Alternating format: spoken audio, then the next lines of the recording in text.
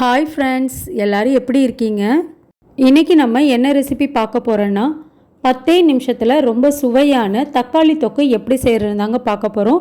இந்த தக்காளி தொக்கு சூடான சாதம், இட்லி, தோசை, சப்பாத்தி, இடியாப்பம், அதே மாதிரி கல் தோசை, ஊத்தாப்பம், ஆப்பம் அப்படின்னு எல்லா விதமான டிஃபன் ஐட்டங்களுக்கும் ரொம்ப சூப்பரான ஒரு காம்பினேஷனுங்க. வாங்க இந்த டேஸ்டியான தக்காளி தொக்கு எப்படி செய்கிறதுன்னு நம்ம வீடியோக்குள்ளே போய் பார்க்கலாம். தக்காளி தொக்கு செய்கிறதுக்கு 7 டேபிள் ஸ்பூன் அளவுக்கு எண்ணெய் சேர்த்துருக்கேங்க. எண்ணெய் நல்லா சூடானதுக்கப்புறம் 1 டீஸ்பூன் சோம்பு சேர்த்துக்கலாங்க. சோம்பு வாசனைக்காக சேர்க்குறது. சோம்பு சேர்த்து தக்காளி தொக்கு செய்யும்போது ரொம்ப டேஸ்ட்டு நல்லாயிருக்குங்க. சோம்பு நல்லா பொரிஞ்சதுக்கப்புறம் 1 டீஸ்பூன் அளவுக்கு கடுகு, உளுத்தம் பருப்பு சேர்த்துக்கலாம். இப்போது சோம்பு, சீரகம் ரெண்டும் நல்லா பொரிஞ்சதுக்கப்புறம் பெரிய வெங்காயம் 4 வெங்காயம் மீடியம் சைஸில் கட் பண்ணி வச்சுருக்கேங்க.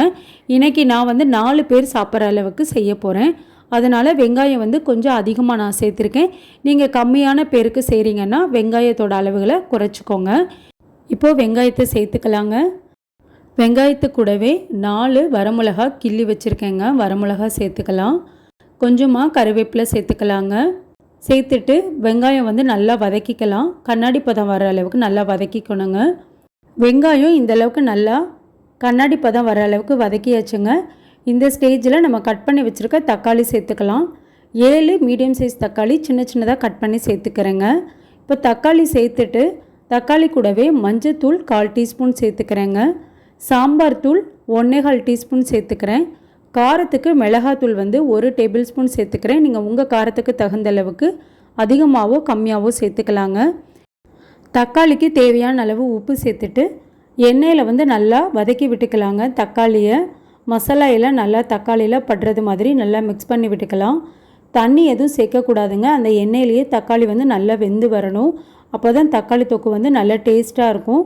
ஒரு 5 நிமிஷம் போல் நான் மூடி போட்டு மூடி வச்சிட்றேங்க. அடுப்பை மீடியம் ஃப்ளேமில் வச்சுக்கணுங்க. இப்போ ஒரு 5 நிமிஷம் நல்லா வேகட்டுங்க. 5 நிமிஷத்துக்கு அப்புறம் பார்க்கலாம். இப்போது 5 நிமிஷம் ஆயிடுச்சுங்க. நம்ம ஓப்பன் பண்ணி பார்க்கலாம். தக்காளி நமக்கு நல்லா வெந்திருக்குதுங்க. கொஞ்சம் நமக்கு எண்ணெய் பிரிஞ்சும் வந்திருக்கு. தண்ணி எதுவுமே நான் சேர்க்க கிடையாதுங்க. தக்காளியிலேருந்து வந்த தண்ணி தான். தக்காளி தொக்கோட வாசனையும் ரொம்ப சூப்பராக இருக்குதுங்க. நல்லா ஒரு தடவை மிக்ஸ் பண்ணி விட்டுக்கலாங்க. இன்னும் ஒரு 2 நிமிஷம் மட்டும் நான் மூடி போட்டு மூடி வச்சிட்றேங்க. தக்காளியிலேருந்து இன்னும் கொஞ்சம் நமக்கு எண்ணெய் பிரிஞ்சு வந்தால் தக்காளி தொக்கு இன்னமுமே நல்ல டேஸ்ட்டாக இருக்குங்க. இப்போ ஒரு 2 நிமிஷம் நான் மூடி போட்டு மூடி வச்சிட்றேங்க. அடுப்பை லோ ஃப்ளேமில் வச்சுக்கோங்க. இப்போ ஒரு 2 நிமிஷம் ஆயிடுச்சுங்க. நம்ம ஓப்பன் பண்ணி பார்க்கலாம். இப்போ நல்லா தக்காளி தொக்குலேருந்து நமக்கு எண்ணெய் பிரிஞ்சு வந்திருக்கு. தக்காளி தொக்கை நல்லா ஒரு தடவை மிக்ஸ் பண்ணி விட்டுக்கலாங்க.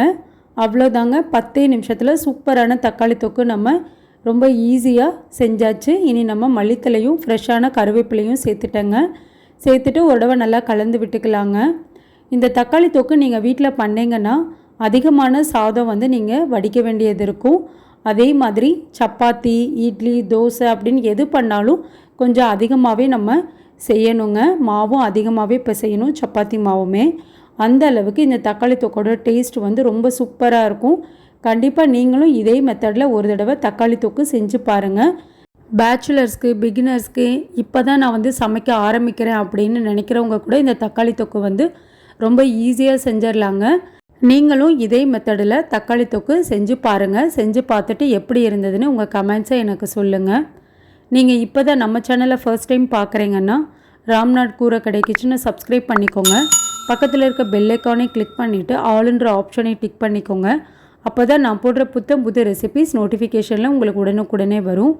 இந்த வீடியோ உங்களுக்கு பிடிச்சிருந்ததுன்னா லைக் பண்ணுங்கள். உங்கள் ஃப்ரெண்ட்ஸ் அண்ட் ஃபேமிலிக்கும் ஷேர் பண்ணுங்கள்.